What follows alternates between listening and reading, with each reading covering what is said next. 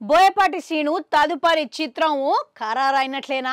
గదిగిట్లా నటసింహం నందమూరి బాలకృష్ణ తోనే ఉండబోతున్నదా అంటే అవుననే వినబడుతున్నదంట. కాకపోతే ఇందులో జర్రంత మార్పు ఒకటి ఉన్నది. గదేందరంటే బోయపాటి శ్రీను బాలయ్య బాబుతో సహా మెగాస్టార్ చిరంజీవి గిట్లా గీ సైన్మాల చేసే అవకాశాలు ఉన్నాయని తెలుస్తున్నదంట. ఇప్పటికే వీళ్ళిద్దరు కలయిక కోసము మెగాస్టారు పచ్చ జెండా ఊపిండంట. అయితే బహిరంగానే జనాల ముందనే వీళ్ళిద్దరు పేరుకు దగ్గ మంచి మాసు కథను సిద్ధం చేయమని బోయపాటికి చెప్పిండంట. అయితే ఇంత గొప్ప అవకాశం బోయపాటికి మాత్రమే చిరు అందించిండు. ఇక పరిశ్రమలో ఎంతమంది దర్శకులు ఉన్నారు, ఇక వాళ్ళందరినీ పక్కకు పెట్టి మరి ఆ అవకాశం నీదే అని బోయపాటికి జనాలనే బయలు చేసి మన చిరంజీవి చెప్పిండు. మళ్ళీ ఈ అవకాశం బోయపాటి ఎందుకు వదులుకుంటాడు?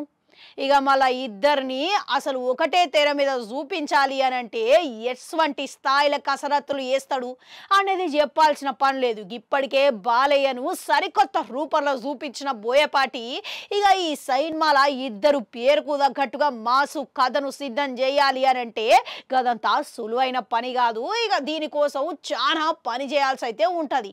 అయితే ప్రస్తుతం బోయపాటి అఖండ తాండవవు సైన్మా పూర్తి చేసిన వెంటనే వీళ్ళిద్దరు కలయిక రాబోతున్న చిత్రం మొదలు పెడతారని సినీ వర్గాల ప్రకారం సన్నిహితుల ప్రకారం సమాచారం అయితే అందుతున్నది. ఇక ప్రస్తుతం అఖండ తాండవవు షూటింగ్ జరుపుతున్నారంట. అయితే ఇప్పటికే మన బోయపాటి బాలకృష్ణకు హ్యాట్రిక్ విజయాలు అందించిండు. ఇక ఈసారి ఇట్లా మళ్ళా 4వ హిట్ ఇయ్యాలని సన్నాహాలు చేస్తున్నాడంట. అందుకు తగ్గట్టుగానే ఇప్పటికే అఖండ లెజెండు ఇక ఈ సైన్మాలతోని గట్టిగానే హిట్ అందించిండు. ఇప్పుడు 4వసారి ఇట్లా హిట్ అందించాలి అని చెప్పి ప్రణాళికలు చేస్తున్నాడంట. ఇక అది ఎట్లనైనా జరగాలని సన్నాహాలు జరుపుతున్నాడంట. అయితే ఇక ఈ సైన్మా పనులు మొత్తం పూర్తి చేసుకొని దసరా పండుగకు కానుక లెక్క విడుదల చేయబోతున్నాడంట.